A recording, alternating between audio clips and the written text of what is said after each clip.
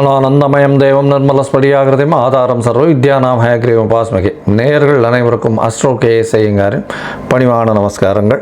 வருட பலன் 2025 1/1/2025 ஆங்கில புத்தாண்டு. இந்த வருஷம் புதன்கிழமை அன்னைக்கு ஒரு பெரிய ஏற்றத்தோடு பிறக்கிறது. பொதுவாகவே பார்த்தீங்கன்னா நம்ம தமிழ் வருட பிறப்பு தான் பெரிய விஷயமாக கொண்டாடுவோம். இருந்தாலும் இந்த கேலண்டர் இயர்ன்றது எது கொண்டாடுறது அப்படின்னா, எல்லா விதமான உலக நாடுகள் எல்லாமே இந்த கேலண்டர் இயரை தான் முக்கியமாக உபயோகப்படுத்துறதுனால நம்ம இந்த கேலண்டர் இயரை கொண்டாடுறோம். புதன்கிழமை பிறக்கிறது. உத்திராட நட்சத்திரம் மிகவும் ஏற்றம். அதுவும் புதனும் சூரியனும் 9ஆம் இடம் அப்படின்னு சொல்லக்கூடிய தனுசுல பாக்யஸ்தானத்தில் உட்காந்துருக்கிறது பெரிய விசேஷம். இந்த வருஷம் பிறக்கும் பொழுது என்னென்ன கோல்சாரம் இருக்குது அப்படின்றத பார்க்கலாம். இந்த வருஷத்தில் எந்தெந்த மாற்றங்கள் இருக்குது, அதாவது மெதுவாக செல்லக்கூடிய கிரகங்கள் என்ன மாற்றங்கள் இருக்குது, இந்த வருடத்தில் இந்தியாவினுடைய ஒரு சில முக்கியமான பலன்கள் எப்படி இருக்கும் அப்படின்றதையும் பார்ப்போம். முதல்ல இந்த வருஷத்தினுடைய கோல்சாரம் ஆரம்பிக்கும் பொழுது என்ன அப்படின்னு பார்க்கும்பொழுது, ரிஷப ராசியில் குரு வக்ரகதியில், கடக ராசியில் செவ்வாய் வக்ரகதியில், கன்னி ராசியில் கேது, தனுசு ராசியில் சூரியன் புதன் மற்றும் சந்திரன், கும்ப ராசியில் சனி மற்றும் சுக்கிரன், மீன ராசியில் ராகு. இந்த மாதிரியான காலகட்டத்தில் இந்த வருஷம் பிறக்கிறது. இந்த வருஷத்தில் பார்த்தேனால் அதாவது ராகு கேத்து பெயர்ச்சி இருக்குது. அதாவது 26/4/2025 அப்போது ராகு கேத்து பெயர்ச்சி வாக்கிய பிரகாரம். அதை தவிர குரு பெயர்ச்சி 11/5/2025 அன்னைக்கு குரு பெயர்ச்சி வருது. இது ரெண்டு தான் இந்த வருஷத்தினுடைய மிக முக்கியமான பெயர்ச்சிகள். வாக்கிய பஞ்சாங்கத்தின் பிரகாரம் சனி பெயர்ச்சி அடுத்த வருஷம், அதாவது 2026 மார்ச் மாதம் வருது. ஸோ இந்த வருஷம் சனி பெயர்ச்சி வாக்கிய பஞ்சாங்கம் பிரகாரம் கிடையாது. இந்த வருஷத்தில் பார்த்தேனால் நல்ல ஒரு ஏற்றமான காலம். ஏன்னா இந்தியாவுக்கு மகர ராசின்னு சொல்லக்கூடியது, அதனால் நல்ல ஒரு ஏற்றம். 2ஆம் இடத்துல சனியும் சுக்கிரனும் சேர்ந்திருக்கிறது பெரிய விசேஷம். பண வரவிற்கு பஞ்சம் இருக்காது. இந்தியாவில் பொருளாதாரம் உயரக்கூடிய வாய்ப்புகள் மிகவும் அதிகம். அதை தவிர வெளிநாட்டினுடைய ஃபண்ட்ஸ் எல்லாம் நிறைய வரக்கூடிய வாய்ப்புகள் உண்டு. ஏன்னா 12ஆம் இடத்துல சூரியனும் புதனும் இருக்கிறது ரொம்பவும் ஏற்றம். அதை தவிர ஷேர் மார்க்கெட்லலாம் பெரிய ஏற்றம் கிடைக்கக்கூடிய காலகட்டமாக அமைய போகிறது. இந்த வருஷத்தில் பார்த்தேனால் முயற்சிகள் எல்லாமே வெற்றி பெறக்கூடிய காலகட்டமாகவும் இருக்கும். 2025 ஏப்ரல் மாதத்திற்கு மேலே பார்த்தீர்களேயானால், அதாவது ராகு கேத்து பெயர்ச்சியின் போது ராகு 2ஆம் இடத்துலையும் வரார், கேத்து 8ஆம் இடத்துக்கு போகிறார். அதனால் அதாவது ராசிக்கு 8ஆம் இடத்துக்கு போகிறார். இதன் மூலியமாக சில பிரச்சனைகள் வரக்கூடும். அதாவது இந்த கண் நோய் சம்பந்தமான பிரச்சனைகள். ஏன்னா சூரியன் வீட்டில் கேத்து இருக்கிறதும் சூரியன் 12ஆம் இடத்துல மறைகிறதும் கண் நோய் சம்பந்தமான பிரச்சனைகள் வரக்கூடிய காலகட்டமாக அமைய போகிறது. அதாவது ஏப்ரல் மேக்கு மேலே பார்த்தீங்களேனால் ஒரு சின்ன பிரச்சனைகள் வரக்கூடிய வாய்ப்பு இருக்கும். அது தவிர பார்த்தீங்கன்னா பண வரவிற்கு பஞ்சம் இருக்காது. இந்த வருஷம் ஆர்பிஐயில் நல்ல ஒரு ஏற்றம் இருக்கும். ஷேர் மார்க்கெட் இண்டிசஸ் ஒரு 80-85,000 90,000 பாயிண்ட்டுக்கு மேலே போகக்கூடிய வாய்ப்புகள் நிச்சயமாக உண்டு. கோல்டு ப்ரைஸஸ் கொஞ்சம் அதிகமாக போகும். அது தவிர சில்வர் ப்ரைஸஸில் கொஞ்சம் ஸ்லம்ப் இருக்கக்கூடிய வாய்ப்புகள் நிச்சயமாக உண்டு. இந்த வருஷம் பார்த்தீங்கன்னா இந்த இது நேச்சுரல் டிசாஸ்டர்னு சொல்லக்கூடியது, இயற்கை பேரழிவுகள் அப்படின்னு சொல்லக்கூடியது, வெள்ளத்தினால தண்ணி மூலமாக நிறைய பேரழிவுகள் வரக்கூடிய வாய்ப்பு நிச்சயமாக உண்டு. ஏன்னா செவ்வாயும் வக்கரகதி பெற்று நீச்சம் பெற்று இருக்கிறதுனால அந்த மாதிரியான காலகட்டமாக அமைய போகிறது. 4ஆம் இடத்துல சுகங்கள் குறையும். தண்ணியின் நிலத்தில் சுகங்கள் குறையக்கூடிய வாய்ப்புகள் உண்டு. நீரினால் கொஞ்சம் ஆபத்துகள் வரக்கூடிய வாய்ப்புகள் மிகவும் அதிகமாக இருக்குது. லேண்ட்ஸ்லைட்ஸ் வரக்கூடிய, அதுவும் வெஸ்டர்ன் காட்ஸு அந்த சைடில் இந்திய சாத்பூரா ஹில்ஸ் இந்த சைடில் மகாராஷ்டிரா சைடில் இருக்கக்கூடிய வாய்ப்புகள் நிச்சயமாக உண்டு.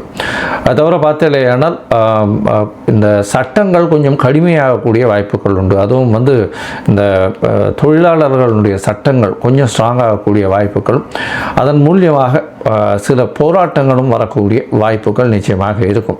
இந்த வருஷத்தில் பெண்களுக்கெல்லாம் நல்ல ஒரு ஏற்றம் இருக்கக்கூடிய காலகட்டம், படிக்கக்கூடிய மாணவியர்களெல்லாம் நல்ல ஒரு ஏற்றம் இருக்கக்கூடிய காலகட்டம், தொழிலில் அபிவிருத்தி ஏற்படக்கூடிய வாய்ப்புகள் நிச்சயமாக இருக்கும். இந்த வருஷத்தில் புதிய மாற்றங்கள் வரக்கூடிய வாய்ப்புகள் இந்த வருஷத்தில் அமையிறது. அதை தவிர பார்த்தீங்கன்னா இந்த இன்ஃப்ராஸ்ட்ரக்சர்ஸுக்கு நிறைய இன்வெஸ்ட்மெண்ட் போகக்கூடிய வாய்ப்புகளும் அதன் மூலியமாக பெரிய ஏற்றங்களும் கிடைக்கக்கூடிய வாய்ப்புகள் உண்டு. இந்த தொடர் ஊர்தி பேருந்து, அதாவது ட்ரெயின் ஆக்சிடென்ட்ஸ் 1-2 வரக்கூடிய ஒரு ஸ்பெசிஃபிக்காக வரக்கூடிய வாய்ப்புகள் நிச்சயமாக இருக்கும். அது ரொம்ப ஐடென்டிஃபைடாக தெரியக்கூடிய வாய்ப்புகள் நிச்சயமாக உண்டு. அதுவும் ராகு கேது மாறினதுக்கு பிறகு ஒரு சின்ன பிரச்சனைகள் வரக்கூடிய வாய்ப்பு உண்டு. இதை தவிர பார்த்தாலேயானால் இந்த ராஜாக்கள்னு சொல்லக்கூடிய அந்த காலத்தில், இந்த காலத்தில் முதலமைச்சர்கள், பிரதமர் இந்த மாதிரியான பொசிஷனில், ஹையர் பொசிஷனில் இருக்கிறவங்களுக்கு சில பிரச்சனைகள் வரக்கூடிய, உடல்நல குறைவு வரக்கூடிய வாய்ப்புகள் இந்த வருஷம் நிச்சயமாக இருக்கும். மொத்தத்தில் பார்த்தாலேயானால் இந்த ஸ்போர்ட்ஸ்மேன், விளையாடக்கூடியவர்கள், இவர்களுக்கெல்லாம் விளையாட்டு இந்த மாதிரியான விஷயங்கள் இருக்கிறவர்களில் இந்தியாவினுடைய பெருமை அதிகமாக தெரியக்கூடிய வாய்ப்புகள் நிச்சயமாக இருக்கும். இந்த வருஷம் பார்த்தாலேயானால் இந்த ராகு கேது பயிற்சியும் குரு பயிற்சி, இந்த 2 பயிற்சிகள் மிகவும் முக்கியமாக இருக்குது. இந்த வருஷத்தில் இந்த ராகு கேது பயிற்சி, குரு பயிற்சி இந்த மேஷம் முதல் மீனம் வரை உண்டான ராசிக்காரர்களுக்கு என்ன பலன்களை கொடுக்கும் அப்படின்றத ஒன்று பார்க்கலாம். அதுக்கு முன்னாடி என்னுடைய மொபைல் நம்பர் கீழே ஸ்க்ராலிங்கில் வரும். உங்களுக்கு அஸ்ட்ராலாஜிக்கல் கன்சல்ட் தேவைப்படுமேயானால் நீங்கள் என்னை காண்டாக்ட் பண்ணுங்க. உங்களுடைய date, time, place of birth, அதை தவிர உங்களுடைய பெயர், உங்களுடைய தாய் தகப்பனார் பெயரை நீங்கள் அனுப்புங்க. என்னுடைய கட்டணம் என்னன்னு சொல்கிறேன்.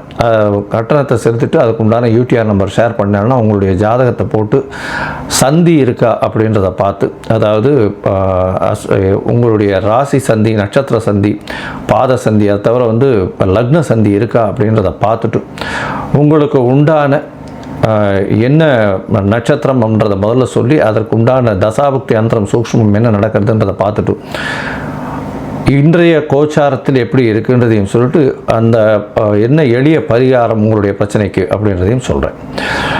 பொதுவாகவே நான் பார்த்த ஜாதகத்தில் பார்த்தேன்னா ஒரு 50 விழுக்காடுக்கு மேலே அவளுடைய நட்சத்திரமே சரியாக தெரியாமல் இருக்கா. 3ஆம் பாதம் சித்ரா நட்சத்திரம் 4ஆம் பாதத்தில் இருப்பா, இல்லை 2ஆம் பாதத்தில் சித்ரா நட்சத்திரம் கன்னியா ராசின்னு சொல்லிட்டு இருப்பா, அவளுக்கு துலா ராசியில் இருப்பாள்.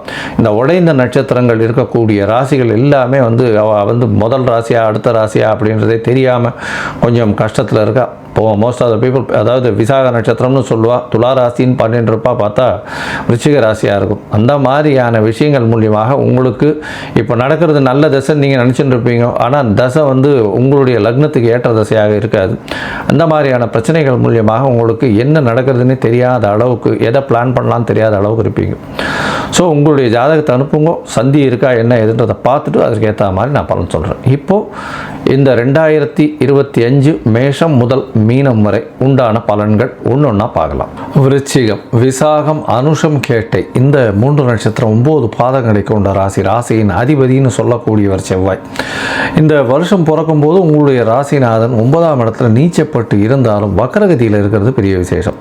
இதன் மூலியமாக பார்த்தடையானால் விருச்சிக ராசிக்காரர்களுக்கு நல்ல ஒரு ஏற்றம். ஏன்னா 9ஆம் இடத்தில் நீச்சப்பட்டு வக்கரகதியில் இருக்கிறது உச்சமடைந்ததுக்கு சமம். இதன் மூலியமாக பார்த்தோம்னா தந்தையின் மூலியமாக நல்ல ஒரு ஏற்றம் கிடைக்கும். தந்தையினுடைய சொத்துக்கள் வரக்கூடிய வாய்ப்பு உண்டு. வெளிநாடு போய் படிக்கக்கூடிய பாக்கியம் நிச்சயமாக கிடைக்கக்கூடிய காலகட்டமாக அமைய போகிறது. சரி, இந்த வருஷத்தை 2ஆக பிரிச்சுக்கலாம். மார்ச், அதாவது மே 11ஆம் தேதி வரலும் ஒரு கட்டமாகவும், மே 11லேருந்து டிசம்பர் 31 வரலும் ஒரு கட்டமாகவும் பிரிச்சுப்போம். முதல் கட்டத்தில் பார்த்தீங்கன்னா உங்களுடைய ராசிக்கு 5ஆம் இடத்துல இருக்கக்கூடிய ராகுவினால் சில பிரச்சனைகள் வரும். ஏன்னா பிப்ரவரியிலிருந்து மே மாதம் வரலும் உண்டான காலகட்டத்தில் சில பிரச்சனைகள் வரக்கூடிய வாய்ப்பு உண்டு. குழந்தைகள் மூலியமாக சில தொல்லைகள் வரக்கூடிய வாய்ப்புகள் நிச்சயமாக இருக்கும். உங்களுடைய ராசிக்கு 4ஆம் இடத்துல சனி பகவான், சனி உங்களுடைய ராசிக்கு 4ஆம் இடத்துல இருக்கிறதுனால அர்த்தாஷ்டம சனின்னு சொல்லக்கூடியது இந்த வருஷம் மொத்தமே இருக்கார். அதனால் உடல்நிலையில் சற்று ஜாகிரதையாக இருக்கணும். அதை தவிர அலைச்சல் கொஞ்சம் அதிகமாகவே இருக்கக்கூடிய காலகட்டமாக அமைய போகிறது. இந்த வருஷத்தில் பார்த்தீங்கன்னா உங்களுடைய ராசிக்கு 5ஆம் இடத்துல இருக்கக்கூடிய ராகு உங்களுடைய ராசிக்கு பார்த்தீங்கன்னா 11ஆம் இடத்துல இருக்கக்கூடிய கேதுவின் மூலியமாக கேது நல்ல ஒரு ஏற்றத்தை கொடுக்கக்கூடிய காலகட்டமாக இருக்கும் 5ஆம் மாதம் வரலும்.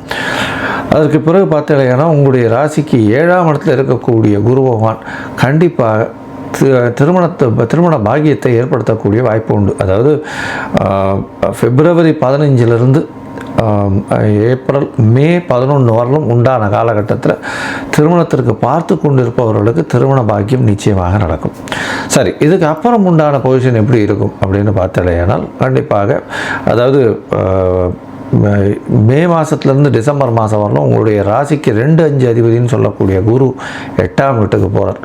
மறைந்து இருக்கக்கூடிய காலகட்டம் இருந்தாலும் தனஸ்தானத்தை பார்க்கறதுனால கண்டிப்பாக அலைச்சல் கொஞ்சம் அதிகமாக இருக்கும். ஏன்னா 4ஆம் இடத்துலேயே ராகுவும் வந்துடுறார். அதனால் அலைச்சல் அதிகமாக இருக்கும். பணவரவிற்கு தட்டுப்பாடு இருக்காது. அது தவிர ராகுவையும் சனியையும் குரு பார்க்கறது பெரிய விசேஷம். படிக்கக்கூடிய மாணவர்களுக்கு சற்று பின்னடைவு இருக்கும். ஏன்னா ராகு சனி 2 பேருமே 4ஆம் இடத்துல அர்த்தாஷ்டம சனி இருக்கிறதுனால பின்னடைவு ஏற்படக்கூடிய வாய்ப்புகள் நிச்சயமாக இருக்கும். ராசிக்கு 8ஆம் இடத்துல இருக்கக்கூடிய குரு பகவான் ராசிக்கு உங்களுக்கு 12ஆம் இடத்தையும் பார்க்குறார். இதன் மூலியமாக அயன சயன போகஸ்தானம் நல்லபடியாக இருக்குது. இதனால் உங்களுக்கு ஒரு நல்ல ஏற்றம் கிடைக்கக்கூடிய காலகட்டம். சொந்த ஊர் போய் வரக்கூடிய வாய்ப்புகள், அதாவது வெளிநாட்டில் இருக்கிறவர்களுக்கெல்லாம் சொந்த ஊர் குலதெய்வத்தை வழிபடக்கூடிய வாய்ப்புகள் நிச்சயமாக கிடைக்கும். அது தவிர பார்த்தாலேனா உங்களுடைய ராசிக்கு 10ஆம் இடத்துல கேது போகிறது பெரிய விசேஷம். இதன் மூலியமாக தொழிலில் பெரிய மாற்றங்கள் ஏற்படக்கூடிய வாய்ப்புகள் உண்டு. தொழிலில் அதுவும் இந்த ஆன்மீகம் சார்ந்த தொழில்கள், இந்த கல்பூரம், இந்த மாதிரி கோவில் சார்ந்த தொழில்கள், இதெல்லாம் இருக்கிறவங்களுக்கெல்லாம் பெரிய ஏற்றம் கிடைக்கக்கூடிய காலகட்டமாக அமைய போகிறது.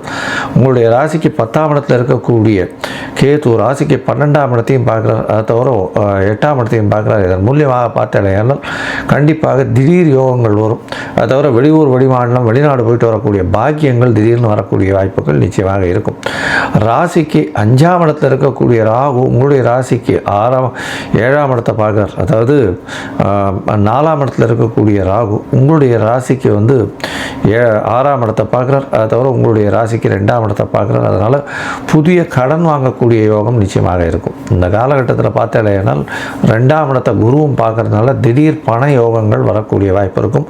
குடும்பத்தில் சிறு சிறு சலசலப்புகள் இருக்கக்கூடிய காலகட்டமாக அமைய போகிறது. அதை தவிர பார்த்தாலேனால் உங்களுடைய ராசிக்கு 5ஆம் இடம் அப்படின்னு சொல்லக்கூடிய இடத்த நல்ல வலுப்பெற்று போகிறதுனால நல்லபடியாக இருக்கக்கூடிய காலகட்டம். உங்களுக்கு பதவி புகழ் அந்தஸ்து கௌரவம் வரக்கூடிய காலகட்டமாக அமைய போகிறது. உங்களுடைய ராசிக்கு 5ஆம் அதிபதி 8ஆம் இடத்துல மறைகிறதுனால மறைந்து ஸ்தானம் அப்படின்னு சொல்லக்கூடிய வெளிநாடு வெளியூர் போயிட்டு வரக்கூடிய வாய்ப்புகள் நிச்சயமாக வரும். வெளிநாட்டில் தங்கி இருக்கக்கூடிய வாய்ப்புகள் நிச்சயமாக வரக்கூடிய காலகட்டமாக அமையும். இந்த வருஷம் பார்த்தாலேயானால் இந்த மருத்துவம் சம்பந்தப்பட்டவர்கள், அதை தவிர சமையல்கலை வல்லுநர்கள், யூனிஃபார்ம் சர்வீசஸ், IAS IPS போன்ற ஜல்லி கல் மணல் இந்த மாதிரியான வியாபாரம் பண்ணுறவங்க, கான்க்ரீட் ரியல் எஸ்டேட் இந்த மாதிரி வியாபாரம் பண்ணுறவங்களுக்கு பெரிய ஏற்றமான காலமாக அமைய போகிறது. இந்த வருஷம் நீங்கள் ராகுவுக்கு உண்டான பிரீத்தி பண்ணுவோம். ராகுவுக்கு உண்டான எளிய காயத்ரி மந்திரத்தை சொல்லுவோம். அது தவிர ராகுவுக்கு உண்டான பிரீத்தி அப்படின்னு சொல்லக்கூடியது ராகு காலத்தில் வெள்ளிக்கிழமையோ இல்லைன்னா செவ்வாய்க்கிழமை அன்றைக்கி அவசியமாக கோவிலில் போயிட்டு ராகு கால பூஜை, ராகு கால நேரத்தில் எலுமிச்சம்பழம் வழக்கு ஒன்று போட்டு வாங்கும். நல்ல ஒரு ஏற்றம் கிடைக்கும். இந்த வருஷம் நீங்கள் அருகில் இருக்கக்கூடிய பிரத்யங்கரா தேவியை போய் வணங்கிட்டு வாங்கும். அதுக்கு குங்குமார்ச்சனை பண்ணிட்டு வாங்கும். உங்களுடைய வாழ்நாளில் ஒரு பெரிய மாற்றத்தையும் ஏற்றத்தையும் கிடைக்கக்கூடிய காலகட்டமாக அமையும்.